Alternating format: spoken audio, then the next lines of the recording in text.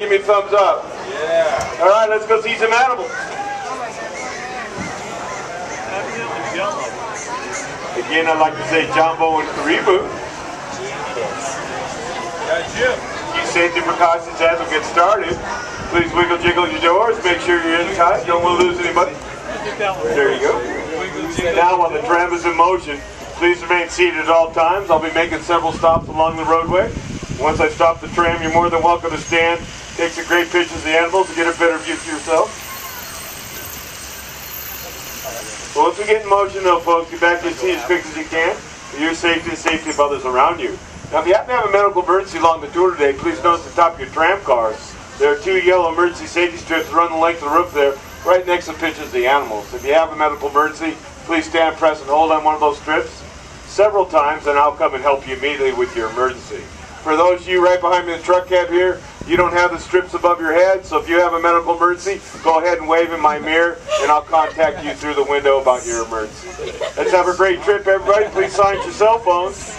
And remember not to sit or lean on the doors. They're not locked, they're latched. We don't want anybody to fall out during the tour today. Segways are up there. You might be there for a while. Now everybody get ready. On the right side of the tram, we got our South African cheetahs. These are 6-year-old sisters. As you know, the cheetahs are the fastest land animals on the planet, reaching highway speeds up to 70 miles per hour. The speed is not their only tool. They have one of the best camouflage coverings in Africa, if not the world.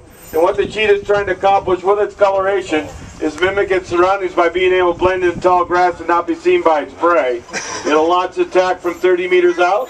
3 seconds flat, will be up over 60 miles per hour and start using its dog-like claws, cleats for traction and its long tail for balance and support as it maneuvers and zigzags to capture its prey. The favorite meal of the cheetah is the gazelle, and the gazelle is well adapted to the challenges of survival against the cheetah. In fact, the cheetah is only successful in capturing gazelles about 48% of the time. In one of those classic reversals of fate, about 40% of the cheetah's captures are actually stolen by larger predators. The cheetahs go away hungry. On the right side, we have our flamingo lagoon.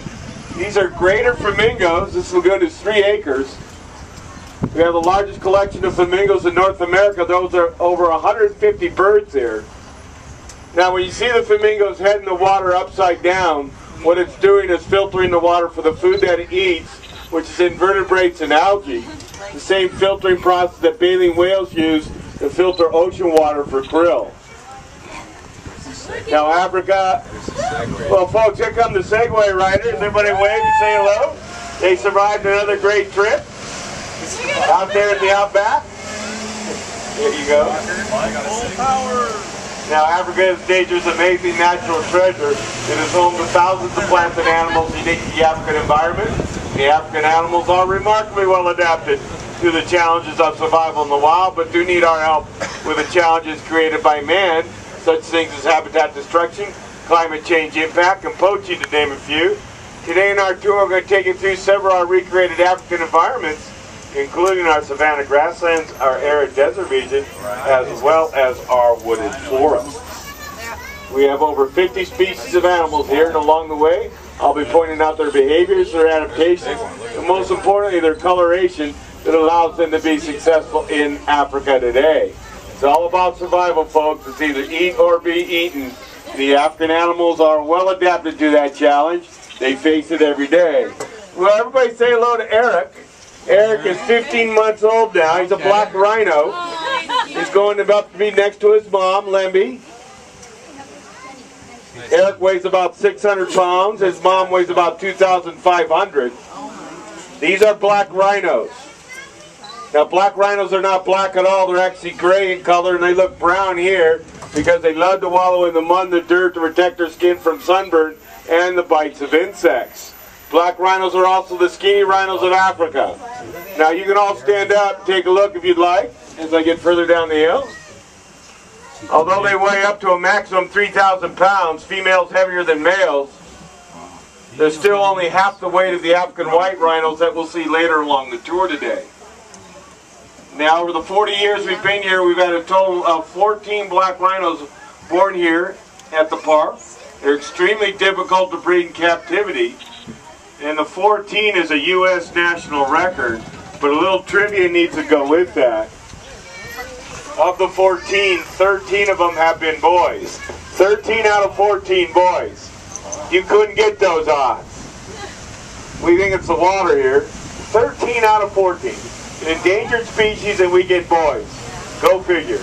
Anyway, during the late 70s, or I should say the late 60s, there were over 70,000 of the black rhinos in East Africa. Today there's less than 3,000. And that total collapse is due to poaching. The animal's hunted for its horn, which is then carved into decorative handles for knives and daggers, or ground into powder for herbal teas, aphrodisiacs, and other medicinal concoctions. And as you might know, rhino horn is made of keratin just like your fingernails and your hair. Now to your left you're going to notice some pelicans on the water, and on the island the big gray ones you see there are called Dalmatian pelicans. They happen to be the largest of the pelican family. They are 6 feet long from beak to tail and can weigh up to 33 pounds. They're like flying boats. The Navy Clippers, or Yankee Clippers I should say. They're found all over Africa as well as Asia.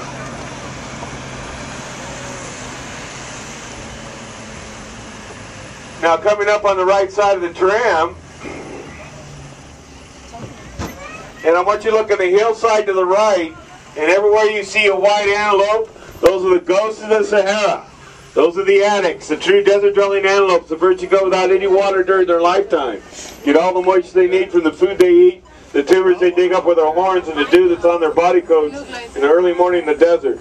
The white color is a true adaptation, allowing them to reflect the sunlight and stay cool as the temperature reaches up to 130.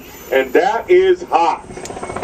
Now the addicts are found in a country called Niger, which is there in the west central region of the Sahara Desert, below the countries of Libya and Algeria. Now as we come through the gate over here on the right side, we have our African bird sanctuary. Now I want you to look hard to the right, back towards the fences. You notice the beautiful blue-gray birds with the black phoenix tail feathers and the white caps on their heads. Those are called the blue cranes. The blue cranes are the national bird of South Africa and the national emblem of the African Royal House of Zulu. Up there on the roadway, the salt and pepper birds there with the white down heads are western rupal vultures.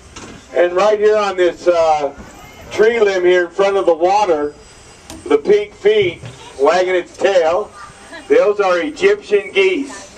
Those are the pets of the pharaohs back in antiquity. Then become free again to about 500 BCE. In later times they were actually used as poultry by the Greeks and Romans, who later took over Egypt. Egyptian geese. Now coming up on our right, the submarine gazelles. Now most gazelles have a black or brown racing stripe in their midsection. These gazelles do not. They have all their striping in their face. The effect of that is to make their tiny little horns look longer than they actually are, and that gives them an intimidation value within the herd dynamics. Whoever dominates is going to have access to the most food and water.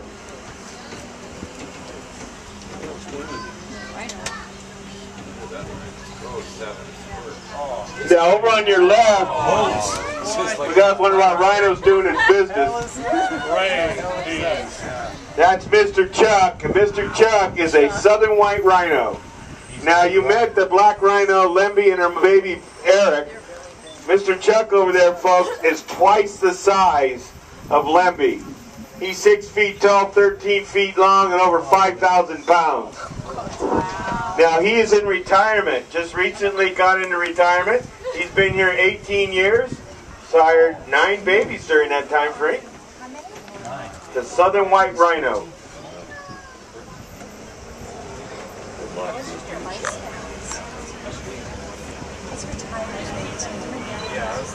Now all the tan antelopes you see laying in the green grass or walking across the grass and grazing, these are called Paterson Elands. Both male and female have the same color, but the size difference is huge between the male and female. Morphically, the male is over 2,000 pounds, considered the largest of the antelope family. females are 800 pounds lighter than the males. And that's a huge difference in the antelope world between males and females in the same species. Let's move forward.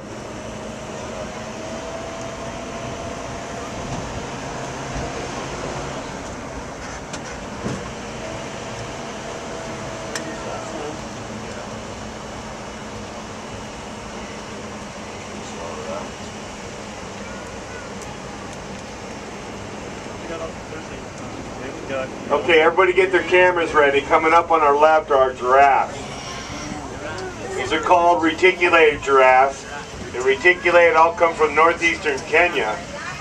Reticulated all have the same caramel brown color blotch with the white netting in between. And oh, by the way, we got a black rhino youngster on our left. This is Mr. Belosi. He got kicked out of his enclosure, told to go get a job. When his mom was getting ready to have that new baby, Eric, that you just met, she pushed out little Belosi there. He's about 1,600 pounds and weighs almost 4 years old now. Anyway, let's go back to the giraffes. Again, these are reticulated giraffes. Wow, that's pretty cool. Now, giraffe skin is actually gray-white, and what you're seeing on that skin is tiny little body hairs, just like their own eyebrows. They give you the caramel color and the white color that you see. When a giraffe is born at 6 feet tall, weighs about 200 pounds, its first year will grow about 6 inches per month, and by its first birthday, it'll grow about double in height. Now, as adults, they average around 17 feet. An adult male will be about 2,600 pounds. They're the watchtowers of Africa. Not only tall, but they can see clearly for well over 2 miles and act as a sentinel to let everybody know when it's time to skedaddle. Here come the predators. Now, folks, this is a photo caravan tour, our safari caravan. And the keeper there and the guests get a chance to feed one of the giraffes and get licked by the most drool you'll ever see in your entire life.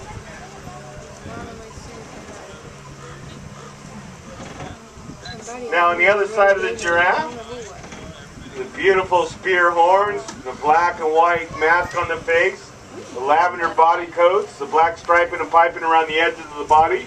Those are the famous South African oryx, also known as the hemsbok, found on the Kalahari Desert. Both male and female are exactly alike because they have to compete with each other for food and water resources. The hemsbok are famous for those 4-foot-long horns and the black and white mask on their face, known as a war mask, all of which is used for intimidation. Whoever dominates is going to have access to the most food and water. Now, behind the gemsbok, you see a female ostrich, and then behind the ostrich in the stream, the notorious Cape buffalo. 1,900 pounds of horns and hoof and absolute dynamite. Have no camouflage strategy, don't care, don't need it. We're not afraid of anybody kind of attitude, and they back it up. They're considered the second most dangerous animals in Africa.